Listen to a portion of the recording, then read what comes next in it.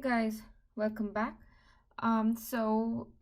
In this video we shall look at the concept of conditional uh, distribution or the conditional probability. So we'll first look at the discrete version of this. So we have two variables y1 and y2, they're discrete, and this p y1 y2, this is the joint PMF, and p1 y1 and this p2 y2, these are the marginal PMFs, right? So we know that given the joint distribution, we can easily find the marginal distribution, right? So if you want to find the marginal distribution of y1, you just sum this over y2. And if you want to find the marginal for y2, that is p2, this would be the sum of this over y1, right? So given this joint distribution, we know how to find the marginals, right? So now we go a step further to define the conditional distribution. So we have all of these three ingredients, and then given these, the conditional distribution or the conditional discrete probability function of y1 given y2. So y1 given y2, so I'm using the letter p here. Maybe I should have used like p3 or something to indicate that this is a different function.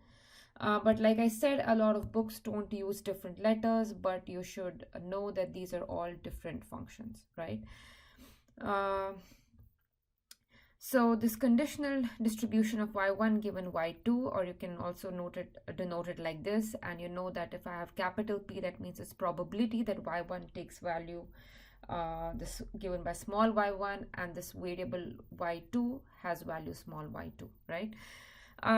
So this is basically, you know this formula for conditional probability is the joint probabilities divided by the probability of y2, right? And now we know that the joint probability of y1 and y2 is given by this PMF, right?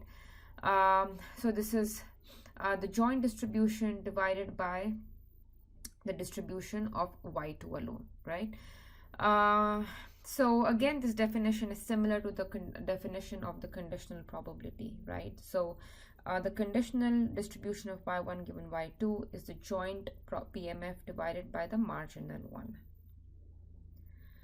So here is an example. So this is the joint PMF of x and y, and the marginal PMF of y can be easily obtained from this, but in this question I've given you what the marginal PMF looks like, so that's this.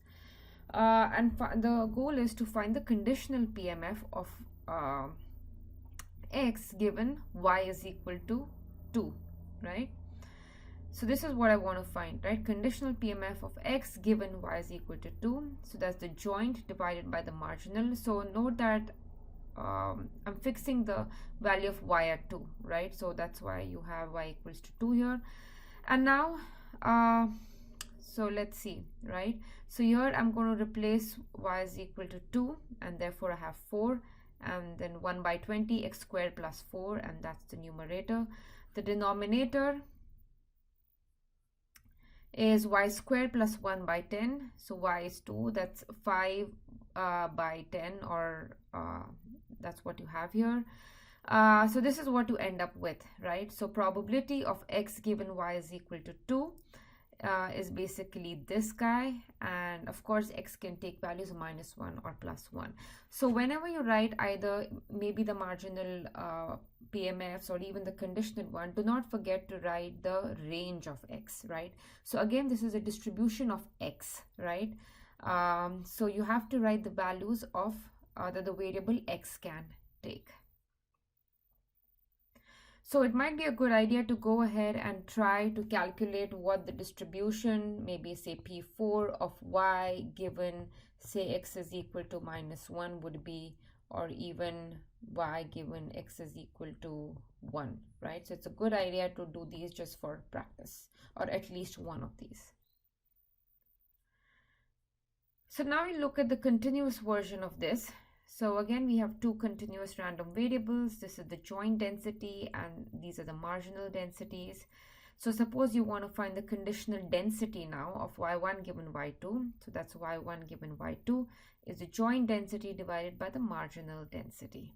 And of course, you're assuming that it should have been not p2 f1 y2 is greater than 0. So in both of these continuous or the discrete versions, the denominator has to be greater than 0.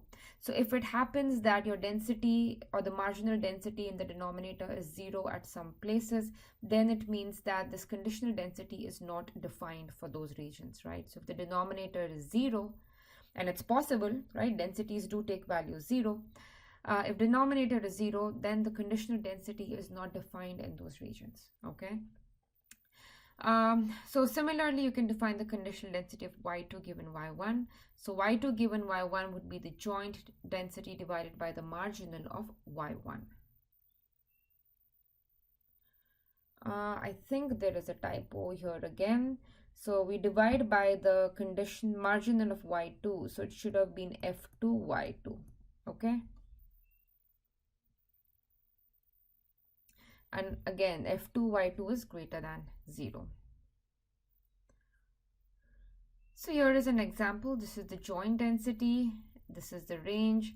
The marginal distribution is given as this. So again, you know how to compute the marginal distribution from the joint. So verify if you get this, and then find the conditional distribution of x given y.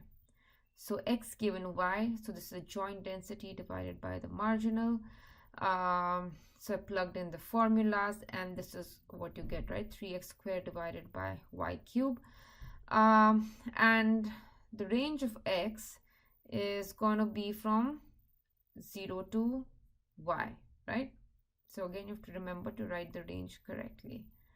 And this density is going to be not defined. So note that the density of marginal of y is only between 0 and 1, right?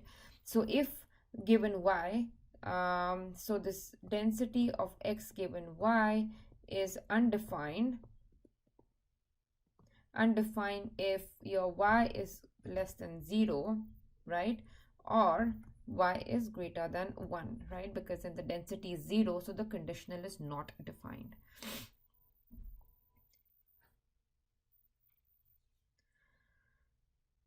So just a quick point before I wrap up the video. So the conditional density is a density and it also follows and it will follow properties of a density function. So for example, if I have this density function, right? This is a density of x given y. And if I want to find probability that x belongs to some set A given y, then all I need to do is integrate the conditional density over that set, right? So if I want to find the probability that x belongs to a certain set given y, you just integrate the density. This is exactly what we have done before, except we have conditional densities here, right?